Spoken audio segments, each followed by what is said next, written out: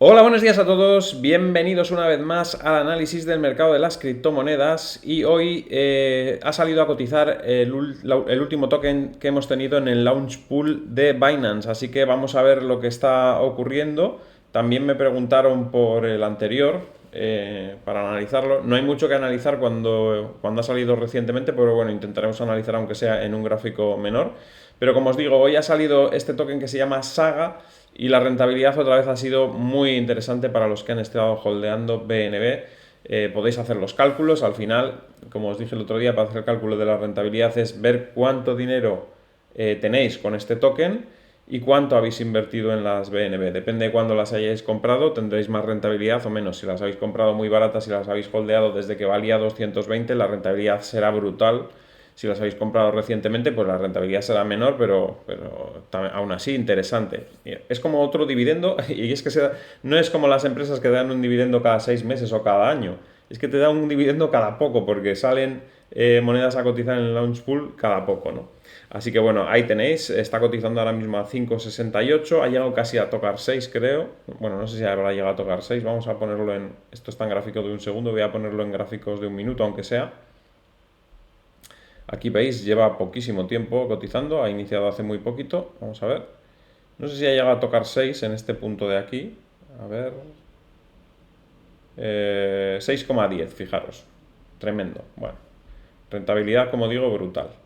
Me preguntaban también por la anterior que había salido, que es ENA, que por cierto recientemente han comprado, vamos a poner en gráfico diario primero, han comprado bitcoins para sustentar su stablecoin. Bueno, vamos a acercarnos un poquito más para verlo bien. Veis, el gráfico es también alcista en este caso, de ENA. Y me dijeron de analizarlo. No hay mucho que analizar por técnico aquí porque, como digo, ha salido hace poco, no hay mucho historial, entonces no hay resistencias por arriba. Por abajo sí que hay algún soporte porque tuvimos una pequeña corrección. El soporte está en 0,86,8 contra el dólar. Vamos a mirarla contra Bitcoin también. Aunque al principio, como ya veis, pues como suben mucho, suben contra Bitcoin también, o sea que está parecido. De momento el gráfico contra Bitcoin es muy parecido que el del dólar, como veis, y lo único que podemos mirar en gráfico horario, perdón, vamos hacia atrás un poquito, y esta es toda la historia que tiene, así que no tiene mucho más. De momento, bueno, podríamos dibujar alguna línea, podríamos dibujar esta línea de tendencia que era la que llevaba hasta ese momento, ahora está en zona de resistencia como veis. Tenemos otra línea un poco por debajo también que sería el soporte, que es la que pasa por este punto y el mínimo que tuvimos aquí. Y más o menos ese es el rango donde se encuentra. Entre esta línea y esta otra. Esta es la resistencia, que es donde se está frenando estos días. Si se pone por encima de ella sería positivo porque tendría impulso como para subir más. Y si no, pues iría a bajar a apoyarse en esta zona de 1621 contra Bitcoin. Es muy parecido que el gráfico en dólares. También podríamos hacer lo mismo en el gráfico en dólares y dibujar las mismas líneas al final. En este caso, la primera que teníamos dibujada sería esta, que como veis está en zona de resistencia, como en la otra. Y, perdón, y esta otra, a ver si me deja, esta otra desde aquí, sería el soporte, ¿vale? Para los que me habéis preguntado por esta moneda, ¿vale? De momento, como digo, pues está por debajo de esa resistencia. Si es capaz de superar esa línea de la parte alta, pues es posible que se vaya hacia la zona de unos $70 y en el caso de Bitcoin, pues subir por encima de ese nivel también contra Bitcoin. Bien, dicho esto, vamos con una noticia antes de entrar con Bitcoin. Esta es la noticia. Bitcoin sube a 72.000 por factores macro, no solo por entradas a los ETFs de Bitcoin. Esto lo venimos diciendo también en el canal desde hace mucho tiempo. Ya sabéis que a veces las noticias que leemos días posteriores dicen cosas que nosotros ya hemos dicho en el canal.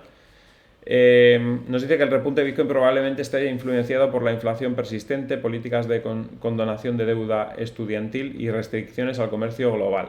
Y por supuesto también por las expectativas de bajadas de tipos de interés. Sobre todo por eso, aunque no lo diga aquí, es la subida la subida más importante que ha tenido el mercado ha sido por eso. Lo otro ayuda, todo lo demás ayuda, claro, evidentemente, y subes más que lo que hubieras subido si no hubiese los ETFs, pero la gran subida hubiera venido también de la misma manera por las expectativas de bajadas de tipos de interés con inflación alta. Eso es lo que ha motivado que los mercados, no solo Bitcoin, estén subiendo desde octubre hasta ahora. Hubiesen subido también desde octubre hasta ahora igualmente sin los ETFs, solo que igual no estaríamos en este nivel, igual estaríamos en lugar de estar en 70.000 y pico, estaríamos igual en 60.000. Igual estaríamos 10.000 dólares más abajo porque no están los ETFs, pero hubiéramos subido igual. O sea, el comportamiento hubiera sido alcista igualmente. Menos exuberante la subida, pero igualmente. O sea, no hacía falta los ETFs para que hubiésemos subido seguramente a 60.000. Los ETFs han añadido más gasolina al fuego que ya existía, que era la expectativa de que los tipos de interés bajen, y por eso estaba subiendo todo, la bolsa, Bitcoin, todo, ¿no? Pues eso, nos dice un poquito eso, que el repunte está probablemente también por otros motivos. Nos dice que la stablecoin de Tena, precisamente, que es la moneda que acabamos de estar mirando, puede estar detrás del aumento de Bitcoin. Se hace en pregunta y nos dice: compró 500 millones en Bitcoin para colateral de la stablecoin que tiene este proyecto Etena. Pues no, 500 millones es calderilla para Bitcoin ya. O sea, el que se piense que con 500 millones se mueve Bitcoin, pues que se vaya olvidando, porque nos dice que incluso las que compró MicroStrategy, los 9.245 Bitcoins que compró MicroStrategy por 600 millones el 19 de marzo, no impidió que hubiese una caída del 13,7% en el precio de Bitcoin en los siguientes días, dado que los volúmenes diarios de spot de Bitcoin superan los 10.000 millones. O sea, si los volúmenes diarios de Bitcoin en spot superan 10.000 millones, os podéis imaginar que 600 millones no son nada. O sea, es como tirar una gota de agua dulce en medio del océano. No influye. O sea, comprar 600 millones en Bitcoin no influye en el precio para nada, porque hay volumen de 10.000 millones todos los días. Es decir, incluso aunque los vendieses de golpe y a mercado, si lo haces en un exchange que tiene suficiente liquidez, mueves el precio en nada, poquísimo. Lo mueves algo, evidentemente, porque la gente no está puesta a comprar tanta cantidad en el momento, pero en cuanto baja el precio, rápidamente lo compran y lo vuelven a llevar al precio que estaba. O sea, puedes mover un poquito el precio con 600 millones, pero muy poco. Y solo en ese exchange y puntualmente. Y nada, en los 5 siguientes minutos recuperaría el precio, porque hay demanda suficiente como para absorber todo eso. Hay 10.000 millones de volumen.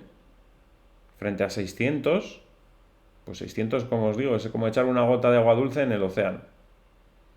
No se va a notar.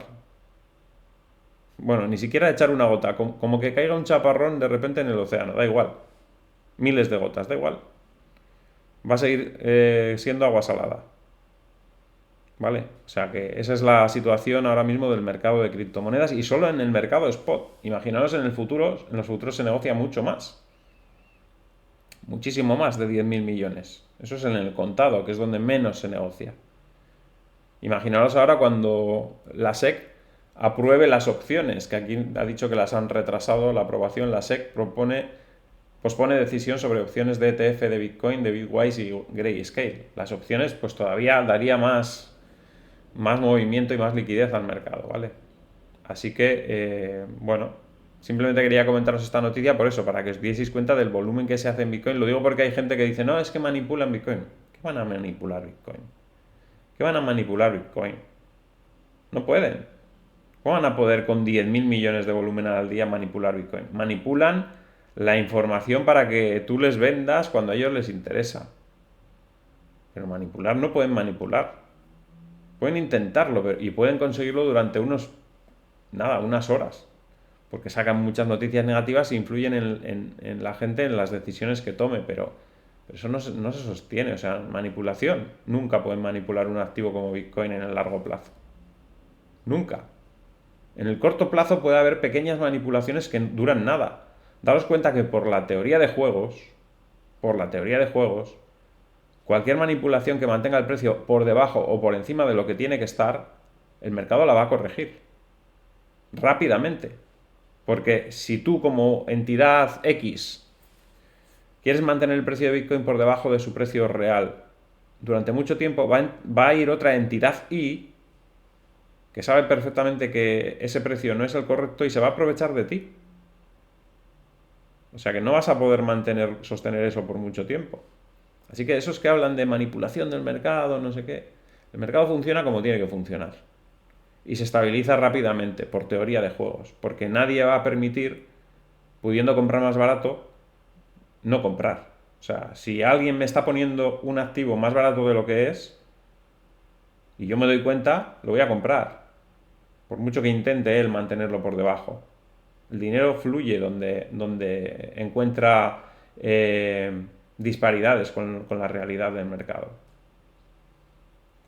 Así que la manipulación es muy en el corto plazo y no tiene visos de duración. O sea, imaginaros, por ejemplo, es que cualquier cosa que os diga, imaginaros que en un mercado en un mercado de frutas, hay alguien que quiere manipular el precio de las naranjas. Y dice, las voy a vender más baratas de lo que son. ¿Qué os creéis que harían el resto de comerciantes? Se las comprarían rápidamente a él más baratas para venderlas luego al precio que está en el mercado. Y automáticamente se quitaría esa desviación. O sea, si alguien quiere tirar el precio por debajo de lo normal, rápidamente ese producto va a desaparecer rápido del mercado, porque rápidamente se las van a comprar. ¿Y qué va a haber hecho esa persona? Quedarse sin las naranjas. A un precio barato, las ha vendido ridículamente, ha perdido dinero, y el resto, que las han comprado, las pueden vender otra vez más caras. O el público en general también puede comprar las naranjas más baratas rápidamente. ¿Y qué? El precio, en cuanto se le acaben esas naranjas a ese que está intentando manipular los precios, que son limitadas al final, el precio va a volver donde tiene que estar. Porque todo el mundo se va a aprovechar de eso. Así que manipulación, la justa. Pueden manipular las mentes de las personas que están participando en el mercado con noticias, metiendo miedo para que el precio baje, pero por el miedo de esas personas. No porque puedan ellos decir, ahora vendo aquí y lo mantengo bajo aquí durante un año, porque me da la gana, no. Con 10.000 millones de volumen al día, imposible. Imposible, ¿vale? Bien, por otra parte, vamos con el análisis. Por otra parte, hay personas que periódicamente hay algunos, no siempre es la misma persona, evidentemente, y esto pasa siempre, o sea, desde que llevo abierto el canal pasa, que dicen lo típico de que dice siempre alguien que no entiende cómo funciona el mercado, ¿no? Bitcoin hace lo que le da la gana cuando le da la gana. Mentira. Bitcoin no hace lo que le da la gana cuando le da la gana. Bitcoin hace la mayoría de las veces lo que tiene que hacer. La mayoría de las veces. Algunas veces puede hacer algo que nos sorprende, pero la mayoría de las veces hace lo que tiene que hacer. Así que no hace lo que le da la gana cuando le da la gana. Y en el largo plazo hace exactamente lo que tiene que hacer. Eso lo que he dicho al principio de la mayoría de las veces hace lo que tiene que hacer es en el corto plazo. Pero en el medio y largo plazo siempre hace lo que tiene que hacer, no lo que le da la gana. Eso que quede claro. Lo digo porque, a ver, si nosotros hacemos análisis, que no es una ciencia exacta, por lo tanto, algunas veces no va a ocurrir lo que decimos nosotros en el análisis, porque no es una ciencia exacta. Pero si hacemos los análisis y el 80% de las veces pasa lo que nosotros analizamos, eso quiere decir que el mercado no hace lo que le da la gana cuando le da la gana, porque si no nosotros no seríamos capaces de acertar el 80% de las veces con el análisis. Acertaríamos el 50%. Acertaríamos unas veces sí, otras veces no, porque sería aleatorio. Entonces, el mercado no hace lo que le da la gana cuando le da la gana. El mercado hace lo que tiene que hacer la mayoría de las veces. Y no lo hace el 100% porque hay factores que cuando haces el análisis no están y que luego de repente aparecen. Como por ejemplo una quiebra, una bajada de tipos de interés esperada, una guerra que inicia en un sitio que nadie se estaba esperando. Cuando pasa eso, entonces el análisis no se cumple. ¿Vale? Pero no porque no se tenga que cumplir, sino porque no es una ciencia exacta. No tienes todos los parámetros cuando haces el análisis. Tienes algunos y con esos trabajas y la mayoría de las veces se cumple. Pero no es una ciencia exacta, entonces no todas las veces se cumple. Pero, como digo, si fuese que el mercado hace lo que le da la gana cuando le da la gana, cuando haces el análisis no acertarías el 80% de las veces porque no somos adivinos, o alguien se piensa que tenemos poderes especiales para adivinar el 80% de las veces lo que va a pasar, o tenemos mucha suerte siempre. ¿O cuál es lo más lógico? Que sepamos hacer el análisis y por eso acertamos el 80% de las veces. Lo más lógico es eso, no que la gente se piense que tenemos poderes especiales o poderes psíquicos o que tenemos una suerte todo el rato. La suerte puedes tenerla puntualmente un día que aciertas la lotería, pero no siempre. No constantemente el 80% de las veces, ¿vale? Entonces el mercado hace lo que tiene que hacer la mayoría de las veces y en el largo plazo siempre hace lo que tiene que hacer. Porque las únicas veces en las que puede salir algo mal es en el corto plazo por un factor que se sale de lo que habías analizado. Esas son las únicas veces que puede que el análisis no salga. Pero si no, claro que se cumple, pero vamos, muy a rajatabla normalmente. ¿Vale? Así que bueno, lo que pasa que, claro, las personas que dicen eso, seguramente son ellos los que creen que el mercado se mueve así porque no son capaces de hacer un análisis consistente, pero eso no quiere decir que porque ellos no sepan hacerlo, no haya personas que sí sepan hacerlo y sepan que el mercado no es aleatorio. El mercado es aleatorio si coges un gráfico de un segundo o de un minuto o de 5 minutos. Pero en cuanto empiezas a analizar medio largo plazo ya deja de ser aleatorio. ¿Vale? Eso quería dejar claro ya también para eso, para que, bueno, la gente que piense así, pues que se dé cuenta que es él el que no puede predecir el mercado. ¿Vale? Los que saben analizar sí aciertan la mayoría de las veces y cuanto más largo sea el plazo, más fácil acertar. Porque menos aleatorio es. ¿Vale? Bien, dicho esto, hoy tenemos corrección en Bitcoin, como era de esperar también, porque estábamos en zona de resistencia. Ya hemos dicho recientemente que no tiene la fuerza suficiente como para romper los máximos con solvencia. Podría llegar a romperlos, eso no lo descartamos para nada que los pueda llegar a romper en el corto plazo, pero sería una ruptura como falsa, porque se iría para atrás rápidamente. No hay fuerza suficiente como para romper los máximos de forma consistente todavía. Todavía tenemos que consolidar más en esta zona. Está fuerte el mercado, está claro que está fuerte. Las bolsas están ahí en el borde de una corrección, que no sabemos si va a ser importante o no. O sea que ese es un factor, por ejemplo, ese es un factor del análisis que no lo tenemos controlado. Ahí nos puede fallar el análisis por eso, porque no sabemos cuánto de profunda puede ser la corrección o qué rápido va a ser. Nosotros tenemos que manejar con una expectativa. La expectativa mía es que la corrección va a ser, no va a ser brutal, va a ser entre moderada y fuerte, pero no brutal, y un poco escalonada. Por lo tanto, yo trabajo con ese escenario. Si luego ese escenario no se cumple, es cuando en el corto plazo puede haber una desviación con el análisis. Pero yo, en mi escenario, es que es ese. Considero que Bitcoin como mucho caería a la zona de los 66.642 aproximadamente, o esta línea morada que tiene por aquí, que es un poquito por debajo. Ese es mi análisis para esa expectativa.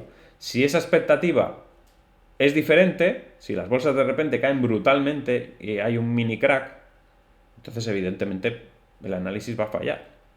Pero va a fallar momentáneamente, solo en ese momento puntual que haya ese crack en la bolsa, porque luego el mercado se va a recuperar. Estamos en fase alcista y ahí sí que no hay discusión. O sea, ahí sí que da igual ese parámetro. Ese parámetro solo me influye en el corto plazo. De aquí a final de año ese parámetro me importa nada. Que la bolsa caiga brusco ahora o un mini crack.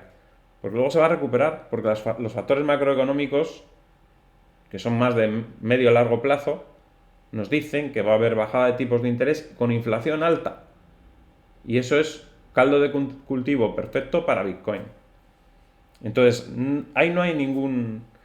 pues hay muy poquito margen para que te equivoques en el medio largo plazo. Entonces el mercado no va a hacer lo que le dé la gana, el mercado va a ir a descontar eso, que es alcista. Da igual que en el corto plazo, el análisis este de muy corto plazo que digo yo, de que puede caer a 66.000 y pico a la línea morada, no se dé porque de repente la bolsa tiene un mini crack. Da igual, porque luego va a recuperar igualmente. De hecho, sería una oportunidad todavía mejor para comprar más barato. Una oportunidad que ahora mismo yo no la veo y que sería, vamos, un chollo que hubiese un mini crack en la bolsa porque nos daría la oportunidad de comprar un precio que si no se da el mini crack en la bolsa no lo vamos a volver a ver. No sé si se me entiende lo que estoy explicando. Esa es la forma de entender los análisis. Si piensas que es una ciencia exacta, estás muy equivocado, pero si entiendes que cuanto más a largo analices, o sea, más seguro es que se dé el análisis que hagas y el mercado hace lo que tiene que hacer exactamente lo que tiene que hacer, no lo que le da la gana, exactamente lo que tiene que hacer cuando es un plazo suficientemente largo, entonces te darás cuenta de que el análisis claro que sirve, claro que sirve y para mucho sirve. ¿Vale? Bien, dicho esto, como digo, estamos en corrección porque estamos en una zona de resistencia. Estos días, al descubrir que estas líneas coinciden, estas dos que tengo, he hecho un ojo de vez en cuando al análisis en gráfico lineal, porque también es significativo. Si pasamos a gráfico lineal, como veis, esta línea, sin embargo, es soporte en vez de resistencia. O sea que es curioso, en un gráfico de resistencia, en el otro es soporte. Nos sirve de las dos maneras, porque resistencia sabemos, en el gráfico logarítmico sabemos que es difícil que pase de esa zona, porque es resistencia, y en el gráfico lineal, pues lo que vemos es que está apoyándose en esa línea, o sea que es un soporte y que si se pierde va a corregir. Así que está muy bien mirar un poco los dos gráficos. Normalmente es mejor mirar el logarítmico y siempre tengo el logarítmico porque cuando los gráficos varían mucho de precio, y en este caso Bitcoin es de los activos que más varía de precio, cuando lo tienes en lineal la cosa pues está un poquito más complicada para analizar las fases en las que hay suelo, ¿no? Porque ves esta subida y parece ahí súper brutal y no es tan fuerte como parece, ¿no? Es muy parecida, o sea, un poquito más que esta, pero no tanto como parece en el gráfico lineal, ¿no? Entonces siempre conviene tener el gráfico logarítmico, pero viendo lo que ha ocurrido con estas líneas, de vez en cuando, como digo, miro el gráfico lineal y me sirve también como referencia y fijaros que hoy prácticamente el mínimo ha sido en esa línea también. Y también nos va a servir que cuando la cruce a la baja, que en este no la va a cruzar a la baja porque ya está por debajo, cuando cruce en el gráfico lineal esa línea a la baja, si es que la cruza, irá a corregir. Y aquí en realidad también tenemos otra línea que no está dibujada en el gráfico logarítmico, que es esta, que también es soporte. O sea que la siguiente corrección, teniendo en cuenta el gráfico lineal, podría llevarnos a esta zona de los 67.800 y veríamos ahí un rebote en 67.800 y no sabríamos por qué. Porque en este gráfico no hay nada. Bueno, en este caso... sí. Sí, ya teníamos dibujada esa línea, perdón. Es esta otra línea, sí. O sea, coincide, vale. Perdón, me he liado ahí con las líneas. Sí, es la misma línea en este caso. Sí, teníamos esa zona de los 67.900, 68.000 aproximadamente como soporte, ¿vale? Así que nada, pues de momento, como digo, no hay fuerza suficiente para romper los máximos. Hay mucha fuerza de fondo porque no dejan caer el precio, eso sí, pero se necesita mucho más para romper el máximo. Se necesita consolidar más esta zona. Seguramente hasta después del halving no rompamos los máximos con claridad. Es decir, aunque incluso antes del halving tuviésemos algún día la opción de romper el máximo ligeramente, estoy seguro que después se iría de nuevo por debajo. O prácticamente seguro. Yo creo que no ha pasado suficiente tiempo como para que el mercado rompa ese máximo con claridad. Aún así, como digo, fuerza subyacente sí hay, y después del halving, y no tardando mucho además esta vez, porque otros halving ha tardado mucho en subir después del halving, pero en esta ocasión creo que es diferente todo. Primero porque a estos precios los mineros no van a tener problemas, por mucho que hayáis leído ahí de que los precios tienen que estar por encima de 80.000 y no sé qué, nada. Tonterías. Se desconectarán un 14%, 15% de mineros que son los que se han conectado este último año porque ha subido el precio, los que están súper obsoletos, pero están súper obsoletos desde hace tiempo. Pero todos los que venían conectados desde que el precio estaba en 30.000, esos no van a tener ningún problema. Es decir, el hash rate que había cuando Bitcoin estaba en 30.000 o 35.000, va a seguir habiéndolo después del halving. Porque esa gente era rentable en 30.000 y van a ser rentables, evidentemente, en estos precios casi bueno, casi no, por encima de 70.000. O sea, los que no son rentables son los que se han unido recientemente y estaban obsoletos. Se han unido recientemente estando obsoletos porque el precio está muy alto. Entonces, igual a 30.000 no ganaban, a 40.000 no ganaban, a 50.000 no ganaban, a 57.000 no ganaban, pero a partir de 57.000 empezaban a ganar. Y los tenían desconectados desde hace 2 años igual los aparatos y han dicho, ostras, ahora somos rentables. A 57.000 los conecto otra vez. Pero van a durar hasta que dure el halving. Esos son los que se van a desconectar nada más. El resto, todos van a seguir siendo rentables. Por lo tanto, por eso digo que después del halving, el precio no tardará en reaccionar al alza. Porque no va a haber una venta masiva de mineros como ha habido en otros halving, que el precio estaba muchísimo más ajustado. Entre otras cosas porque no habíamos llegado a los máximos anteriores. Antes del halving nunca. Entonces, ahí sí, los mineros pasaban unos meses un poquillo apurados y por eso el mercado tardaba en reaccionar, porque había ventas de esos mineros mayores de las esperadas para ir pagando las facturas, ¿no?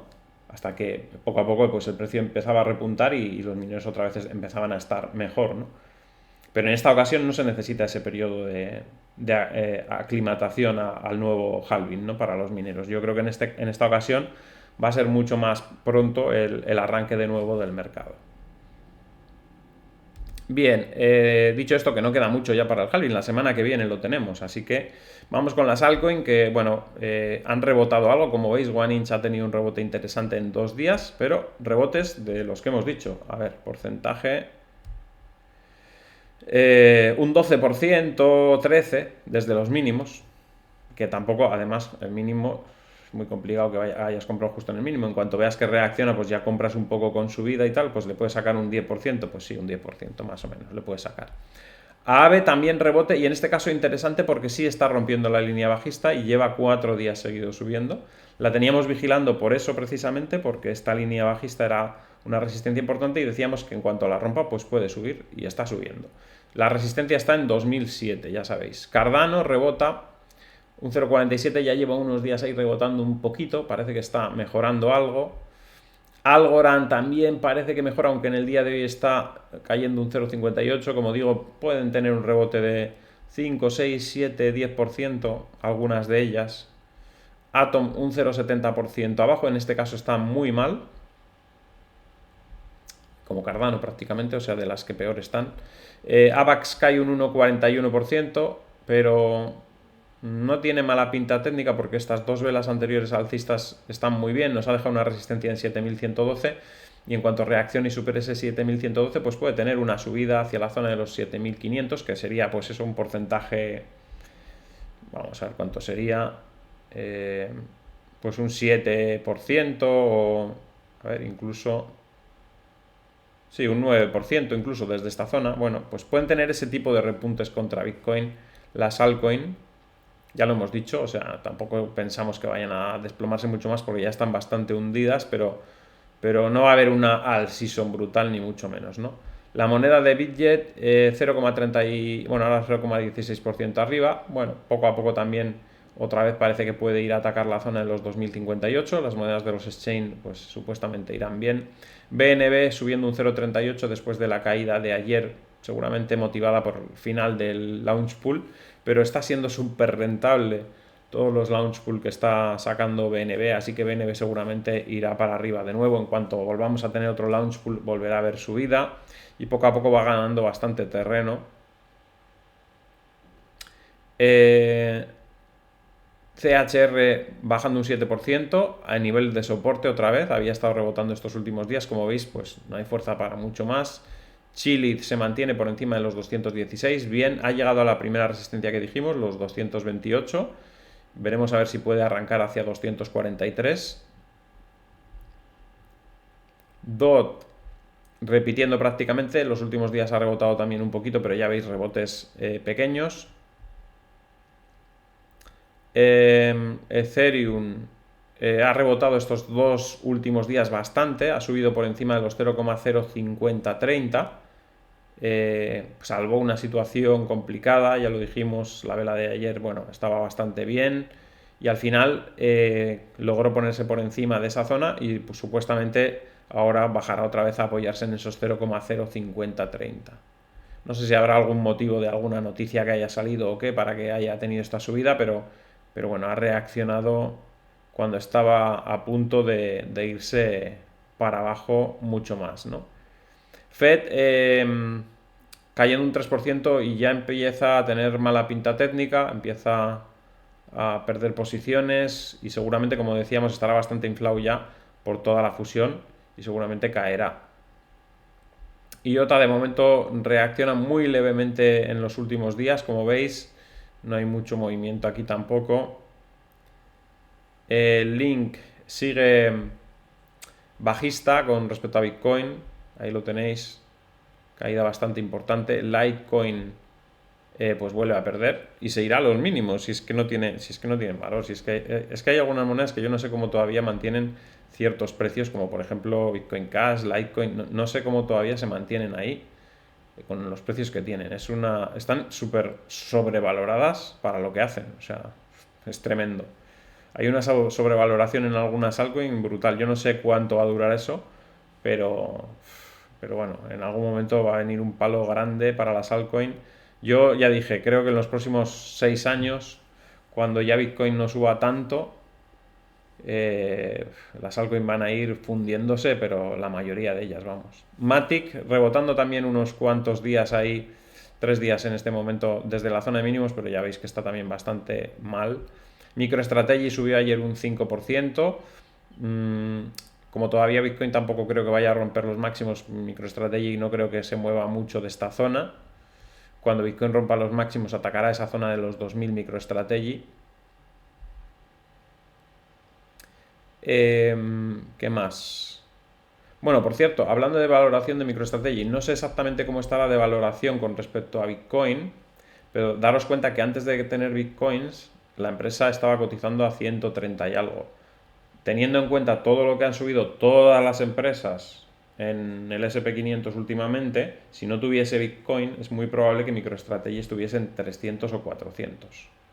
Porque fijaros tú, si tenía un máximo de 158 aquí antes de tener Bitcoin en el año 2019, fijaros lo que han subido todas las empresas tecnológicas desde ese año hasta ahora, perfectamente podría estar en 300 o 400. Es decir, si alguien quiere hacer una valoración de si MicroStrategy está bien o no está bien valorada, que coja lo que capitalizan sus Bitcoin, que le sume luego lo que capitalizaría MicroStrategy sin Bitcoins cotizada a 300 o 400, que haga una horquilla y que coja dos estimaciones, una cotizando a 300 y otra a $400, que lo sume a la capitalización de los Bitcoin y si coincide más o menos con la capitalización del mercado, es que más o menos está bien valorada la empresa y si no, pues puede estar sobrevalorada o infravalorada.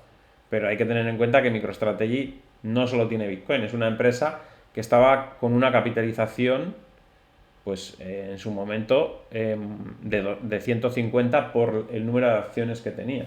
Y ahora, como digo, con la subida que ha habido del mercado desde ese momento, pues hay acciones del SP500 y del Nasdaq que están más de por dos de lo que estaban en aquella época, en el 2019. Así que MicroStrategy seguramente tendría que estar valorada también más de lo que está. Lo que no sé es cuántas acciones nuevas habrá emitido, eso también habría que tenerlo en cuenta para la valoración, pero no creo que ande muy lejos del precio que está cotizando. Así que si solamente se tiene en cuenta los Bitcoin para valorar la empresa, evidentemente parecerá que está sobrevalorada, pero es que hacer ese análisis es muy simplista.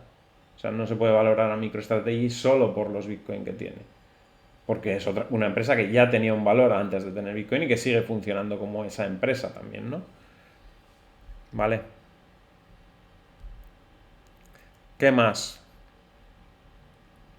Run 0,94% abajo, posibilidades de recuperar estos próximos días los 11.155 y tener una subida medianamente decente hacia la zona de los 12.000. Sol bajando un 1,49, ha habido problemas con transacciones, ya lo sabéis, y están intentando arreglar o solucionar esas transacciones que no han funcionado, y decían que para el 15 de abril tenían intención de tenerlas solucionadas. Quizás esto también haya sido lo que haya impulsado Ethereum en lugar de Solana. Solana está retrocediendo, está subiendo Ethereum. Yo creo que es una competencia, y el mercado en el medio plazo ha estado apostando muy fuerte por Solana, y ahora viendo los fallos, pues algunos están diciendo, igual los fallos que tiene, no sé qué. Es una lucha al final. Al final el mercado, el dinero es el que decide, y de momento pues en el medio plazo han decidido entrar muy fuerte en Solana en detrimento de Ethereum. En el corto plazo pues seguramente hay una sobrereacción, y han vendido estos días viendo esos fallos y han comprado algo de Ethereum, pero tampoco es la solución. O sea, ninguna de las dos es la solución, solo que el mercado parece apostar más por Solana. Prefieren tener algún fallo puntualmente, pero que sea más dinámico y más barato que sea Ethereum, que es muy caro, ¿no? Pero no lo sé. Al final el mercado al mercado es el que nos da por dónde va el dinero, y de momento el dinero nos ha dicho que va por ahí. Veremos a ver cómo va en el medio o largo plazo. Ninguna de las dos para mí es solución óptima, pero es que no hay una solución óptima para las criptomonedas en general, porque no puedes tener todo. No puedes tener descentralización y seguridad y rapidez en la misma cadena de bloques. Entonces, bueno, pues es eso, ¿no? El mercado veremos qué es lo que más valora, ¿no? Teta 0,54% arriba, ha rebotado estos últimos días, no ha terminado de hacer la corrección todavía completa, desde mi punto de vista. Ha rebotado, pero porque ha rebotado todo, pero yo creo que todavía tiene que corregir algo más. Ripple rebota un 0,58% también. Bueno, no me extrañaría que rebotase en algún momento, porque está, vamos, totalmente desfondada. Fijaros cómo estaba aquí en la zona de 2.800 y está en 864. O sea, una caída ¿de cuánto es esto? Una caída del 70% contra Bitcoin desde aquí. Nosotros decíamos, va a perder todo lo ganado en 3 meses, y lo perdió. Pero es que ha sido mucho peor todavía, es que se ha caído de ahí. O sea, es que es brutal, ¿no? Y la gente aquí toda contenta comprando Ripple. Aquí contentos todos comprando Ripple, que se iba a ir a no sé cuánto, bueno, unas cosas tremendas. Lo que había que leer y lo que había que aguantar ahí en esa época, cuando decías que eso era un movimiento especulativo y que no era sostenible. Lo que tuve que aguantar durante todas estas jornadas de aquí, en las que más o menos se mantenía en esa zona, que era una zona de distribución, y lo estábamos comentando en todos los vídeos. Es una zona de distribución, están vendiendo. No, ¿por qué es distribución? ¿Por qué no es acumulación? No sé qué. Esto va a ir a no sé cuánto. Lo que hay que aguantar de gente que no sabe cómo funciona el mercado. Es increíble, ¿eh? ZRX un 3,22% de descenso, y como digo, posibilidades de caer a la zona de 912. Bitcoin, bueno, lo dejamos aquí ya, 70.627, está rebotando desde el mínimo, podemos volver a ir otra vez a la zona de 70.000 en el día de hoy. Como digo, hay que vigilar la bolsa, porque creo que esta semana vamos a tener algún otro sustillo. El escenario que manejo yo es de sustos leves, pero si nos encontramos con un susto fuerte cambiaría mi perspectiva, ya sabéis, pero en principio la perspectiva, pues esos 66.642 parecen una buena zona. Parece difícil que se pierda ese nivel. Si se pierde, como mucho iríamos a esa línea morada que tenemos abajo, y ya eso sería un chollo interesante. Ya hemos dicho, estamos en un campamento base intentando aclimatarnos a esta altura, y todavía no estamos preparados, como he dicho, para ir hacia la cumbre. No estamos preparados para hacer un nuevo campamento base mucho más arriba del que estamos. Podemos hacer un amago de vamos a ver hasta dónde llegamos, pero no como para mantenernos ahí arriba. Habría que volver otra vez a este campamento base si acaso saltamos un poquito desde esta zona.